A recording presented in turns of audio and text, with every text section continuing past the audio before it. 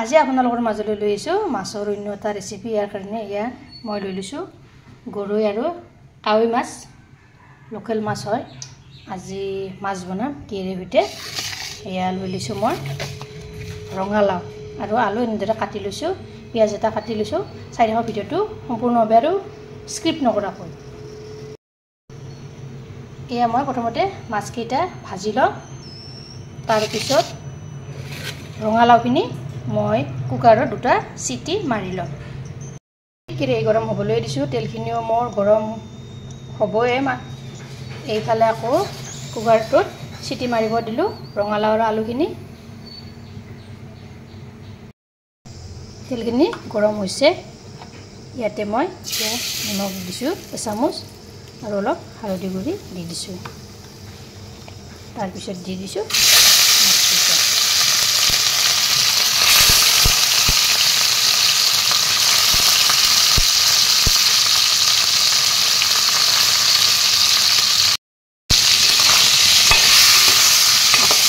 প্ৰথমতে এয়া অলপ ফ্ৰাই কৰি লওঁ,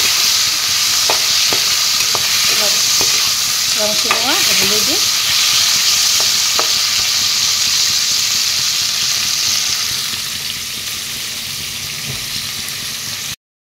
ইফালে মোৰ চিটি মাৰিলে মাছখিনি এনেদৰে কলবাই দি দিলোঁ।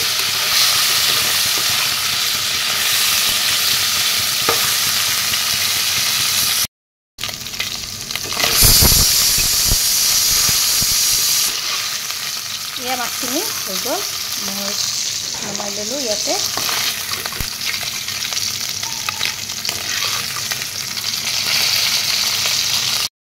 সেই কেৰাহীটোতে আৰু অলপ তেল দি দিলোঁ, তাৰপিছত ইয়াতে এতিয়া মাছখিনি দি দিছোঁ।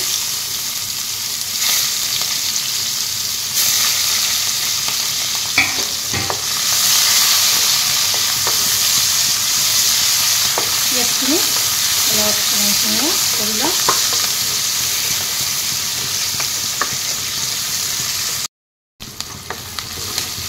পিঁয়াজখিনি অলপ কৰি এনেকৈ লৰাই দিলোঁ।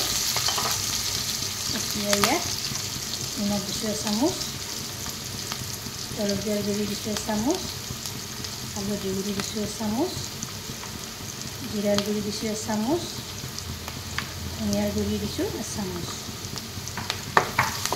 এইখিনি এনেদৰে লৰাই দিছোঁ।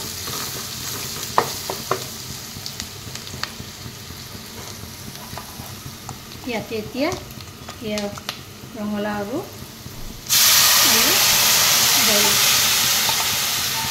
আমি ইয়াতে দি দিলোঁ।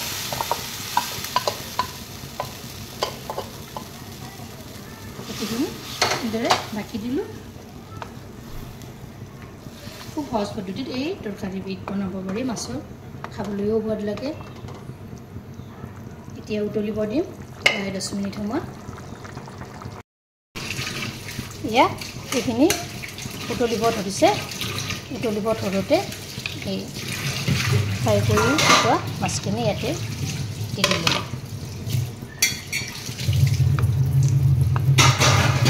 ভালদৰে উতলিব দিম, প্ৰায় 5-6 মিনিটমান উতলাম। তেতিয়াহে মাছৰ ইয়াৰ সোৱাদটো আহিব, ৰসটো আহিব।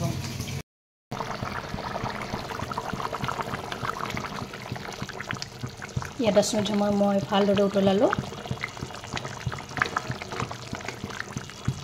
কি যিটো এটা সোৱাদ লাগে নহয় এই তৰকাৰীবিধ, আপোনালোকেও এবাৰ ট্ৰাই কৰিব।